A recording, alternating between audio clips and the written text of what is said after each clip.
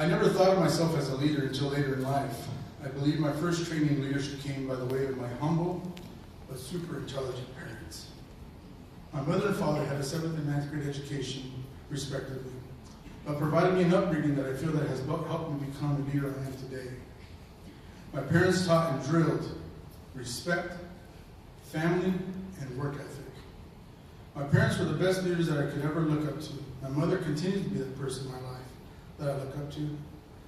My father and grandparents have passed on, who have taught me a lot of these things, but the legacy continues. And that is how I lead today and all that I do.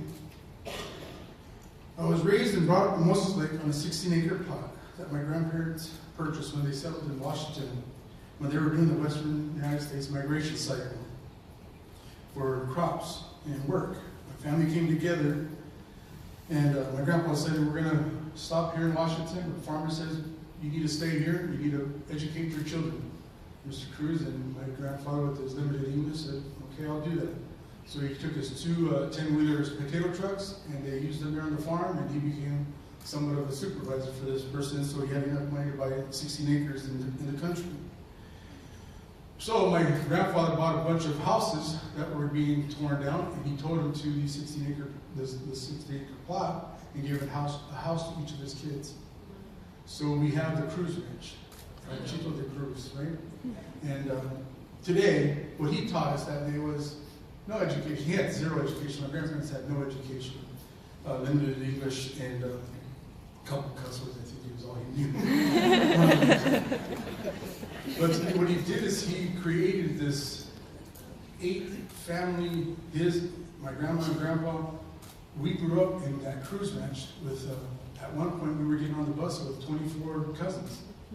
And the bus driver loved us because we all brought breakfast burritos because my parents were making them. Everyone's parents wanted to get a old Willie some burritos and whatever we were picking, potatoes, apples, whatever it was.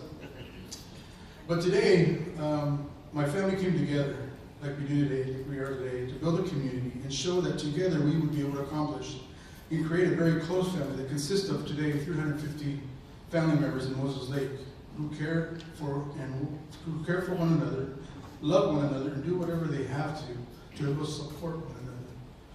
What I think my parents and grandparents were teaching me is to lift where you stand. And I want to tell you a quick little story. A group was asked to move a grand piano from the chapel to the adjoining cultural hall, where it was needed for a musical event.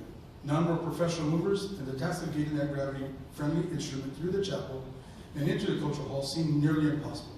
Everybody knew that this task required not only physical strength, but also careful coordination.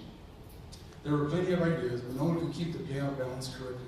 They'd be positioned by strength, height, age, over and over again, but nothing worked. And they stood around the piano uncertain of what to do next. Someone spoke up, though. He said, hey, let's stand close together and lift where you stand.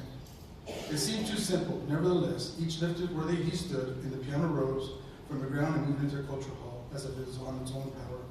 That was the answer to the challenge. They merely needed to stand close together, like we are today, and lift where they stood.